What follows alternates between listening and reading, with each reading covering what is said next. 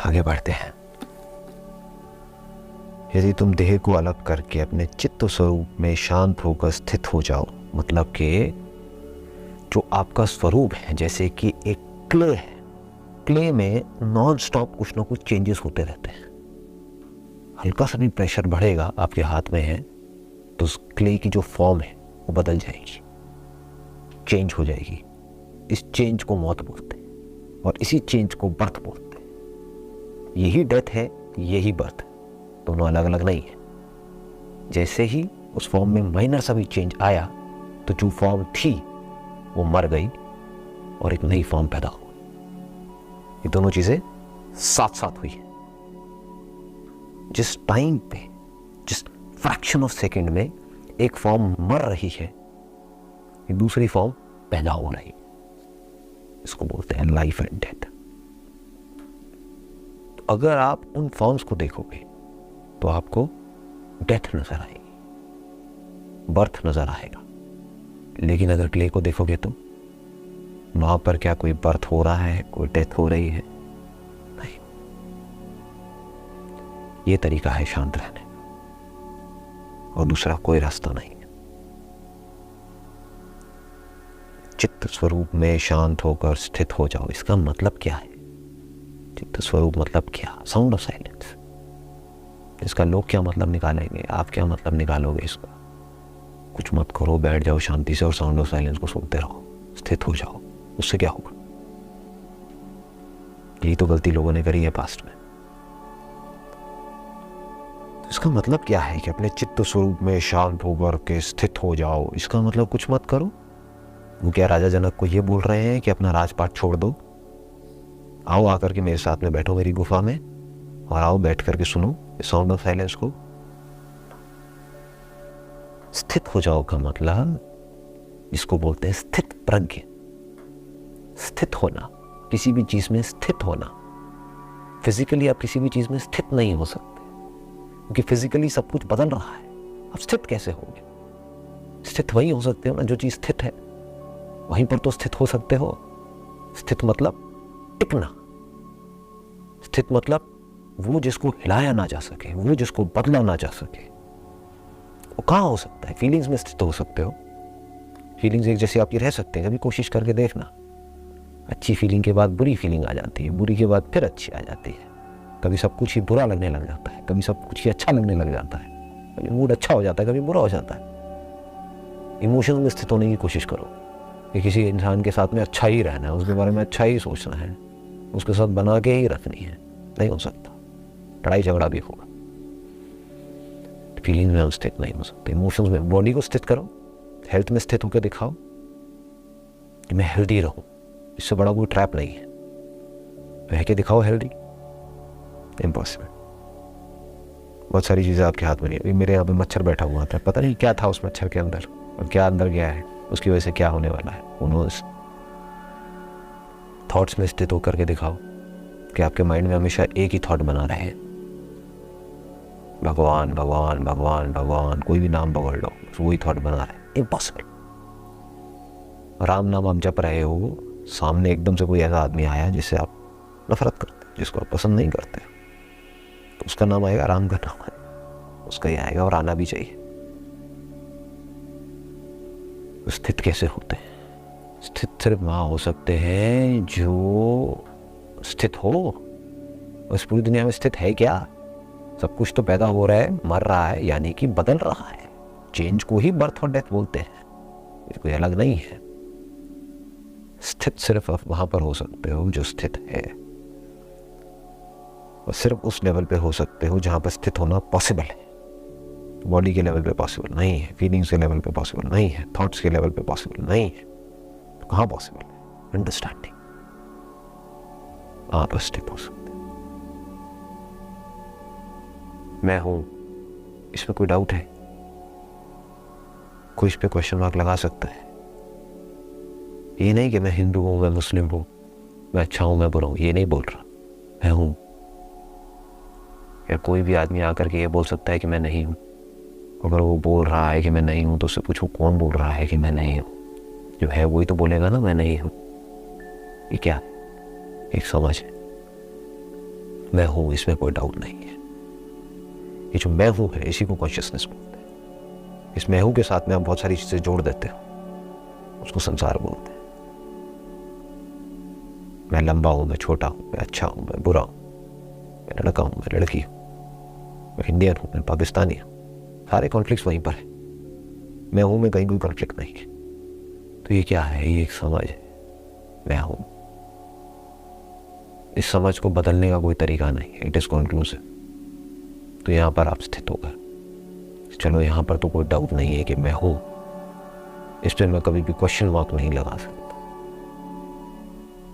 जो आपको दिख रहा है वहाँ पर आप एक क्वेश्चन मार्क लगा सकते हो, क्योंकि जो दिख रहा है उसको किसी और इंस्ट्रूमेंट से देखो तो कुछ अलग दिखने लग जाएगा। लेकिन आप चाहे किसी भी इंस्ट्रूमेंट से देखो, आप इस पे क्वेश्चन मार्क नहीं लगा सकते कि मैं देख रहा हूँ। और जो दिख रहा है उसका भी कोई ना कोई तो मटेरियल कॉज है ना, तभी तो दिख रहा है। कैसे दिखे? चाहे वो सटल है, क्रॉस है, व्हाटएवर इट इज, कुछ तो है ना। तो वहाँ से इंक्वायरी कर करके आप यहाँ तक पहुँचे कि जो भी कुछ दिख रहा है और जो देख रहा है, उन दोनों का जो कॉज है, यानी कि जो मटेरियल है, जो सोर्स है, वो एक ही है, वो साउंड ऑफ साइलेंस। स्थित आप वहीं हो सकते हो जो स्थित है, सिर्फ यही स्थित है। और क्या स्थित है बताओ? तो अगर हमको ये समझ आ गया तो क्या होगा कि मैं उसको सुनने वाला नहीं हूँ, मैं वो ही हूँ। अब मुझे किसी से अलग होना नहीं है, अलग ही हूँ। जैसे अगर एक बेसिक सी चीज़ को आप टटोलोगे कि जो भी हमारी ज़िंदगी में दुख है वो क्यों होता है, वो होता है क्योंकि आप कहीं ना कहीं जा करके जुड़ते हो अपने माइंड के लेवल पे, आप कुछ और बन जाते हो। दुखी कौन होता है? एक बाप दुखी होता है, बेटा दुखी होता है, पति दुखी होता है, पत्नी दुखी होती है, दोस्त दुखी होता है। ये सब क्या है? वो जो किसी न किसी से जुड़ा हुआ है। आदमी दुखी होता है क्या? औरत दुखी होती है क्या? नहीं होते। बाप दुखी हो रहा है, बाप के दुखी होने से क्या आदमी दुखी हो रहा है? नहीं हो रहा है। इन रियलिटी वो नहीं जुड़े हुए हैं, लेकिन हमें लग रहा है कि वो जुड़े हुए हैं, इस वजह से हम दुखी हो रहे हैं। ऐसे ही इन रियलिटी आप इस बॉडी से नहीं जुड़े हुए हो। आपका जो मैं हूं है वो इस बॉडी से कभी जुड़ा ही नहीं है, आप कभी बंधे ही नहीं हो, तो मुक्त कैसे हो? इन रियलिटी आप मुक्त ही हो। ये कोई इल्यूजन नहीं है, ये फैक्ट है।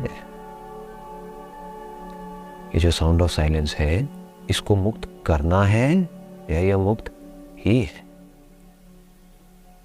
इसको आपने पैदा किया है, यानी कि बनाया है, या ये तो थी, हमारा ध्यान कहीं और था, तो हमने इसको डिस्कवर किया है, ना कि पैदा किया है। जैसे लॉ ऑफ ग्रेविटी को किसी ने पैदा नहीं किया है, डिस्कवर किया है, वो तो था। इसको बोलते हैं अनात्म तादात्म्य का परित्याग कर दो। यहाँ पर ब्रैकेट में लिखा हुआ है अनात्म। अनात्म मतलब आत्मा, मतलब मैं। ये जो आपका मैं हूं है उसको आत्मा बोलते हैं। जो आप एक्चुअल में हो उसको आत्मा बोलते हैं। तादात्म्य का, तादात्म्य मतलब क्या? तद आत्म, मतलब कि वो एक्चुअल में आत्मा नहीं है, वो अनात्मा है, लेकिन आप उसको आत्मा कह रहे हैं। यानी कि ये जो बॉडी है ये एक्चुअल में मैं हूं नहीं है। अगर आपको थोड़ा सा भी डाउट है तो आप कहते हो कि ये हाथ मैं हूं, तो इस हाथ को काट के देखो, आपको पता लगेगा कि उसके बाद भी मैं हूं। अच्छा, मैं देख रहा हूं, तो इन आंखों को हटा दो, फिर भी आप हो। वो मैं हूं नहीं जाता है। तो मैं जो कि साक्षी हूं, यानी कि वो जो हमेशा रहता है, वो साउंड ऑफ साइलेंस जो हमेशा रहती है। इस बॉडी के होने से पहले भी वो थी, इस बॉडी के जाने के बाद भी वो रहेगी। बॉडीज अपने आप बनती रहती हैं, मिटती रहती हैं। कुछ जानवर की बॉडीज बनती हैं, कुछ प्लांट्स की बॉडीज बनती हैं, कुछ सूट बॉडी इंसान की बॉडीज बनती हैं, और वो धीरे धीरे टाइम के साथ साथ इवॉल्व होती रहती, डिपेंडिंग अपॉन द नीड। उस वक्त क्या नीड है उसके हिसाब से चेंजेस आते रहते हैं। उन चेंजेस के अकॉर्डिंग वो साक्षी जो था है और रहेगा उसको कुछ दिखता रहता है। जिस इंस्ट्रूमेंट से जो दिखता है उसके हिसाब से रिकॉर्डिंग होती है, उससे अलग कैसे होगी? चमगादड़ को जो दिखेगा वही तो उसकी मेमोरी में फीड होगा ना, अलग कुछ हो सकता है क्या फीड? दिखेगा तभी फीड होगा। तो ये जो देखने का नेचर है ये नहीं बदलता है। इंस्ट्रूमेंट्स बनते रहते हैं और मिटते रहते हैं। हमें गलत फहमी क्या हो गई है कि ये जो साउंड ऑफ साइलेंस, ये तो किसी को पता ही नहीं है कि साउंड ऑफ साइलेंस भी है। आज तक इसके बारे में किसी ने खुल के बात ही नहीं करी। पर गलत फहमी क्या है कि मैं सिर्फ इसी बॉडी तक हूं। ये सारी गड़बड़ की जड़ है। इसको इग्नोरेंस बोलते हैं, इसको अज्ञान बोलते हैं। क्योंकि मुझे नहीं पता कि मैं क्या हूं, इसलिए मैं अपने आप को ये बॉडी समझ लेता हूं। तो ट्रेडिशनली क्या होता है, एक आदमी को बताया जाता है, समझाया जाता है कि आप ये बॉडी नहीं हो। वो कहता है फिर मैं क्या हूं? तो कहता है ढूंढो। तो एक सर्च शुरू होती है जो लाखों में से किसी एक को मिलता है कि हाँ ऐसी कोई रियलिटी है। क्योंकि ये मैं हूं मरता नहीं है, मैं हूं चलता रहता है। थॉट्स आते हैं जाते हैं, कभी दिखने लग जाता है, कभी सुनाई देने लग जाता है। ये सब बदलता रहता है depending upon the instrument, depending upon the impressions which are stored in the mind, जिसको हम थॉट्स बोलते हैं, फीलिंग्स बोलते हैं। उसके अकॉर्डिंग सब कुछ बदल रहा होता है, लेकिन मैं हूं नहीं बदलता है। ये वहीं का वहीं है, ये कभी बुरा नहीं होता। ये जो मैं हूं आपका है, ये बिल्कुल वैसा ही है जैसा बचपन में था। ये नहीं बूढ़ा हुआ है, ये नहीं बीमार हुआ है। किसी को खुद को नहीं लगता है कि मैं बूढ़ा हुआ। उसको देख करके जब वो शीशे में देखता है तब उसको लगता है कि तो ये क्या हो गया, और उसको खुद को नहीं लग रहा होता। साक्षी बिल्कुल वैसा ही रहता है जैसा वो पहले था। उसको कभी अच्छी फीलिंग्स के बारे में पता लग रहा होता है, कभी बुरी फीलिंग्स के बारे में। साक्षी नहीं बदलता। ट्रेडिशनली क्या हुआ, एक सर्च शुरू हो गई। लेकिन ये पागलपन है, क्यों? ढूंढने से नहीं मिलता है, रुकने से मिलता है। वो एक सेकंड में मिलता है। वो जानता है अगर उसने कहा तो काम हो गया। हमको एक ऐसी रियलिटी को ढूंढना होगा, देखना होगा जो ना बदल रही हो, बिल्कुल इस मैं हूं की तरह, जो एक्चुअल में साक्षी हो। तो अगर वो रियलिटी किसी को मिल जाए जिसको साउंड ऑफ साइलेंस बोलते हैं, तो उसको देख करके इस पूरी की पूरी गुत्थी को सुलझा सकता है। उसको ये समझने में देर नहीं लगेगी ये जो मेरा मैं हूं है वो इस साउंड ऑफ साइलेंस पर टिका हुआ है। ये sound of silence he consciousness है। सत्य चित आनंद, ये तीनों अलग अलग नहीं है। सत इज चित एंड चित इज सत। सत मतलब वो जो था है और रहेगा, जो टाइम से परे है। तो हमें एक ऐसी रियलिटी को ढूंढना पड़ेगा जिसका टाइम कुछ नहीं बिगाड़ सकता। टाइम फॉर्म्स का तो बिगाड़ सकता है, फॉर्मलेस का क्या बिगाड़ेगा? उसको तो मार सकता है जो पैदा हुआ हो। फॉर्म पैदा हुई है, उसको तो मार सकता है, टाइम मारेगा ही। फॉर्मलेस को कैसे मारेगा? तो कैसी रियलिटी को ढूंढना होगा जो सबसे अनटच्ड हो, जिस बॉडी से जुड़ी ही ना हो। ये साउंड ऑफ साइलेंस ना तो आपकी बॉडी से जुड़ी है, ना इस बॉडी से जुड़ी है, ना किसी भी बॉडी से जुड़ी है। ये सबके साथ एक भी है और सबसे अलग भी है ना? कमाल की चीज। हमारा माइंड कैसे सोचता है, या तो मैं उसके साथ हूं या उससे अलग हूं, इसके अलावा कुछ सोच ही नहीं सकते। इसके लिए क्या करना होगा, अपने आप को देह से अलग करके अपने चित्त स्वरूप में शांत होकर स्थित हो जाओ। यानी कि अपनी बुद्धि को स्थित कर दो, अपनी समझ को अपने चित्त स्वरूप में लगा दो। आपकी समझ यहां से नहीं हिलनी चाहिए। जैसे पहले लोगों की समझ थी कि जो धरती है वो फ्लैट है, आज जो समझ है वो ये है कि धरती गोल है। ये समझ हिली नहीं है, इतने साल हो गए अभी तक हिली नहीं है। ये समझ कोई हिला भी नहीं सकता इसको, जब तक कि इसके अगेंस्ट में कोई तगड़ा प्रूफ नहीं आ जाता है, तब तक ये समझ हिल नहीं सकती। इसको हिलाने का कोई तरीका नहीं। इसको स्थित प्रज्ञा बोलते हैं। प्रज्ञा मतलब पर, यह मतलब कि पर ज्ञान।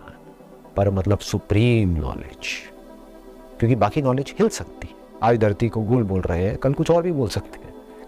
कल को ये भी बोल सकते हैं कि जो धरती है ये कॉन्शियसनेस में है, ये देखने वाले के अंदर है, बाहर एक्चुअल में कहीं कोई धरती है ही नहीं। बोल सकते हैं, व्हाई नॉट? अगर आपको एक ऐसी बैक्टीरिया की, ऐसी वायरस की बॉडी मिल जाए कि आप धरती के आर पार जा सको, तो कहाँ है धरती? तो क्या धरती एक्चुअल में है या नहीं है? तो साइंस जैसे जैसे इवॉल्व होगी, आज जो भी कुछ बोल रही है उसको कॉन्ट्रडिक्ट कर देगी आने वाला टाइम, करेगी। क्योंकि इस क्रिएशन के बारे में आप कुछ नहीं कह सकते। जैसी स्टैंड पॉइंट बदलेगा, पॉइंट ऑफ व्यू बदलेगा, रियलिटी बदल जाएगी। It is just a point of view, you can not say anything about this creation.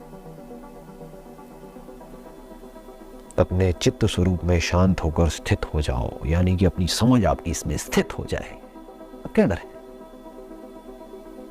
अब चाहे मैं इश्क करूं खुल करके, क्या डर है? अगर मैं साउंड ऑफ साइलेंस हूं तो, अगर मैं ये बॉडी हूं तो बहुत डर है भाई। बॉडी को बड़ा दुख होगा, जिससे आप प्यार करोगे उसी की वजह से दुख होगा। बट दुख किसको होगा? खुशी किसको हो? बॉडी को। जो प्लेजर है वो बॉडी का, पेन है वो बॉडी का है। ब्रेन के थ्रू पता लग रहा है। पता किसको लग रहा है? मुझे लग रहा है। जिसको पता लग रहा है वो मुक्त है। जो भी पता लग रहा है लगता रहे, उसे पर क्या पड़ रहा है। लड़ोगे तो खुल के लड़ोगे, पूरी पावर के साथ, बिना किसी रिग्रेट के, बिना किसी डर के। चाहे वो बॉडी मरती है, चाहे ये बॉडी मरती है, क्या फर्क पड़ता है? क्योंकि पहले ही मरे हुए। बॉडी जिंदा है कहाँ? जिंदा है, उसको मारने का कोई तरीका नहीं है। जिंदा क्या है? मैं हूं, वही तो जिंदा है। साक्षी जिंदा है। साक्षी को मारने का कोई तरीका नहीं है। साउंड ऑफ साइलेंस को मारने का कोई तरीका नहीं है। बॉडीज को बचाने का कोई तरीका नहीं। लेकिन उसके बाद भी अगर आप कुछ गलत कर रहे हो किसी के साथ में, तो इसका मतलब अभी आपको पूरा खेल समझ नहीं आया है और जल्दी से सुन करके कुछ गलत उल्टे सीधे काम कर रहे हो कि अच्छा, जब कोई फर्क ही नहीं पड़ता है तो कुछ भी करो। तो इसका मतलब आपको ये नहीं समझ आया है कि जो इंस्ट्रूमेंट्स हैं ये किसके बने हैं, इसका मटेरियल कॉस्ट क्या है, किस में ये सब कुछ, किस में ये स्थित रहता है, इसका सबस्ट्रेटम क्या है। तो साइलेंस ही तो है। क्योंकि किसी भी बदलाव के होने के लिए, उसके होने के लिए कुछ ऐसा होना चाहिए जो ना बदल रहा हो। एक बदलती हुई मूवी के होने के लिए एक स्क्रीन होनी चाहिए जो खुद ना बदल रही हो। तो क्या जो स्क्रीन पे बदल रहा है वो स्क्रीन से अलग है? क्या लहरें पानी से अलग है? जितनी भी लहरें उठ रही हैं समुद्र में, क्या वो पानी से अलग है? उसी पानी की बनी है, बुलबुले उसी पानी के बने हैं। तो जब आपको ये समझ आ जाएगा अच्छे से, तो आप चाह करके भी कभी किसी के साथ में गलत नहीं कर पाओगे। लेकिन अगर सबके भले के लिए आपको कुछ का गलत करना भी पड़े तो आप पीछे भी नहीं हटोगे। तो वायलेंस में भी आप शांत रहो, वायलेंट से वायलेंट सिचुएशन में भी आप शांत रहो, प्यार में यानी कि किसी से जुड़ने में भी आप शांत रहो, बिल्कुल फियरलेस रहो। जुड़ना है जुड़ गए, अलग होने में भी आप शांत रहो। जब कंडीशंस बदलेगी तो अलग होना ही होना, उसमें भी आप शांत रहो। वो सिर्फ तभी रह सकते हो जब आप शांत हो। अगर आप शांत नहीं हो तो शांत होने का कोई तरीका नहीं है। तो मैं एक्चुअल में कौन हूं? मैं एक्चुअल में शांत हूं, मैं एक्चुअल में मुक्त हूं, मैं एक्चुअल में सुखी हूं। सुखी होना नहीं है, शांत होना नहीं है, बंधन मुक्त होना नहीं है। क्योंकि अगर बंधन है तो मुक्त होने का कोई तरीका नहीं है। मैं एक्चुअल में बंधन मुक्त हूं, मैं एक्चुअल में अनटच्ड हूं। मुझे इनफाइनाइट होना नहीं है, मैं एक्चुअल में इनफाइनाइट हूं। तो मुझे आनंद चाहिए नहीं है। जो इनफाइनाइट है वो आनंद में है, जो फाइनाइट है वो दुखी है। जो इनफाइनाइट है वो फियरलेस है, जो फाइनाइट है वो डर में जी रहा है। अगर ये समझ आ गया कि मैं ही साउंड ऑफ साइलेंस हूं, तो कुछ करने को रहा ही नहीं। इसको स्थित होना बोलते हैं। तो आप लोगों को क्या करना होगा? धीरे धीरे, सच तो अब आपके सामने है, ढूंढना नहीं है, कहीं जाना नहीं है, कुछ करना नहीं है, सिर्फ समझना है। आराम से टिक करके बैठना है, सुनना है और समझते चले जाना है। और जो समझ रहे हो उसको देखते रहना है। खुद देख लोगे तो वो पक्का हो जाएगा। जो मैंने कहा, अगर खुद भी उस सच को देख लिया, ये सच है, कि चाहे आंखें हों चाहे ना हो, आपका मैं हूं नहीं मरता है। आंखों के थ्रू जो भी रिकॉर्ड किया है, चाहे आप उसको देख रहे हो चाहे नहीं देख रहे हो, मैं हूं नहीं मरता है।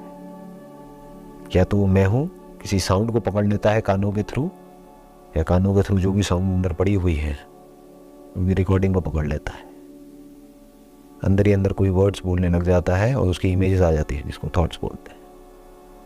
लेकिन जिस वक्त ये पूरा खेल भी नहीं चल रहा होता है, कुछ नहीं हो रहा होता है, तब भी आप होते हो।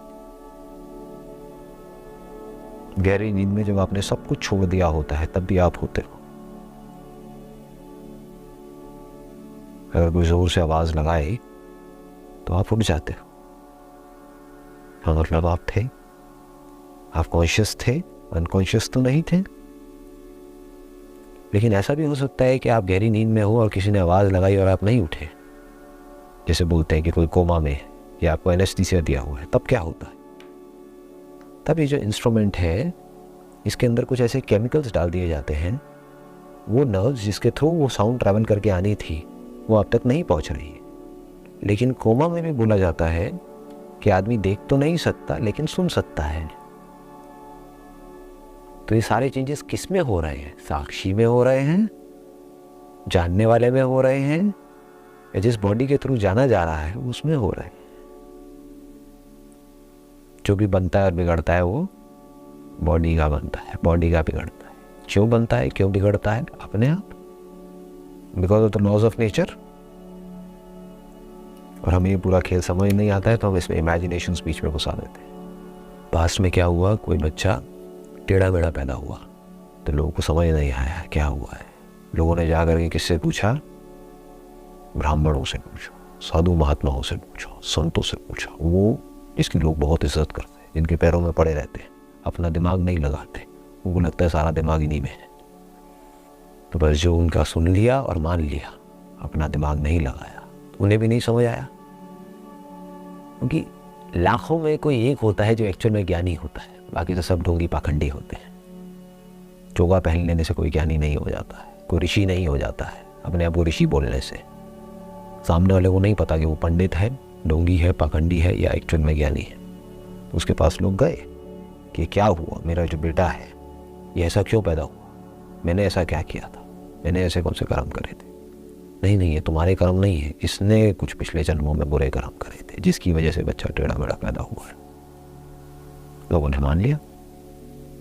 तो ऐसा इतना कचरा भर चुका है लोगों के दिमाग में कि जो मैं बोल रहा हूँ I am not too sure उसमें से कितना आपको समझ आ रहा होगा और कितना नहीं आ रहा होगा।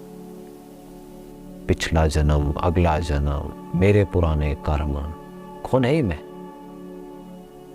ये पूछते ही नहीं है। किसके कर्म? साक्षी के। उसने तो कोई कर्म किया ही नहीं। किसके कर्म? बॉडी के। बॉडी की क्या करती है? बेचारी इनोसेंट है, जैसी बॉडी मिल गई उसके हिसाब से चल रही, बॉडी की क्या करती? तो उस वक्त लोगों को समझ नहीं आया तो कहानियां बन गई। लोग इन कहानियों में जी रहे हैं, मज़ा ही कहानियों में आता है। सच किसको चाहिए? कहानियाँ क्या है कि आपने ज़रूर पिछले जन्म में कोई बुरे कर्म किए होंगे, इसलिए आपको ऐसा परिवार मिला, इसलिए आप गरीब घर में पैदा हुए। आपके साथ जो भी कुछ गलत हो रहा है, क्यों हो रहा है समझ तो किसी को आ नहीं रहा क्यों हो रहा है। कोई ना खुद समझने में इतना दिमाग लगाना चाहता है ना किसी को समझाने में। उसको खुद समझ आएगा तब किसी को समझाएगा ना। हाँ, तो क्या कहा? ये सारे पुराने कर्मों का खेल है। बुरे कर्म किए होंगे, अब कुछ अच्छे कर्म करो तो अगला जन्म अच्छा होगा। पीछा छुड़ा लिया। बेवकूफ़ों से अपना पीछा छुड़ाने का बेस्ट तरीका है, अगर कोई ज्ञानी भी है तो। कोई बेवकूफ़ होगा ज्ञानी जो जा करके लोगों को समझाने बैठेगा इस पूरे प्रोसेस को, और वो जानता भी होगा। सामने से बेकार के सवाल आएंगे तो क्या कहेगा? हाँ यही है, तू है ही पापी, मैं पुण्य आत्मा हूँ, पड़ा रहे यहाँ पर मेरे पैरों में, तो मैं कह रहा हूँ चुपचाप करता रहे, चढ़ावा चढ़ा दे। पीछा छूटा उन बेवकूफ़ों से। ये होता है। जबकि आज क्या है? आज अगर आप किसी के पास जाओगे, वो टेढ़ा मेढ़ा क्यों पैदा हुआ है? ये उस बच्चे के कर्म है या उसके माँ बाप के कर्म है? क्योंकि उसके माँ बाप ने उसको पोलियो की खुराक नहीं दी बचपन में, इसलिए उस बच्चे को पोलियो हो गया, इसलिए उसकी बॉडी टेढ़ी हो गई है। तो किसका बुरा कर्म है? उस बच्चे का बुरा कर्म है या माँ बाप का बुरा कर्म है? ऑब्वियसली माँ बाप का बुरा कर्म है। अगर माँ बाप को नहीं पता होता या वो दवाई नहीं होती और वो नहीं देते तो वो नहीं होता। बट आज दवाई है, टीवी में उन्होंने देखा कि पोलियो की खुराक देनी होती है बच्चे को पैदा होते ही, फिर भी उन्होंने नहीं दी कि क्या फ़र्क पड़ता है, उनके बच्चे को पोलियो हो गया। अब साधु जी क्या कह रहे हैं, महात्मा जी क्या कह रहे हैं, इसने कुछ बुरे कर्म किया हो, इसने नहीं करे हैं, इसके माँ बाप ने करे। ये सच है, which nobody can question. Truth is simple. It is straightforward, without any stories, without any further questioning. जो है जैसा है उसको देख लेना, ये सच है। ठीक है जी, wish you all the best.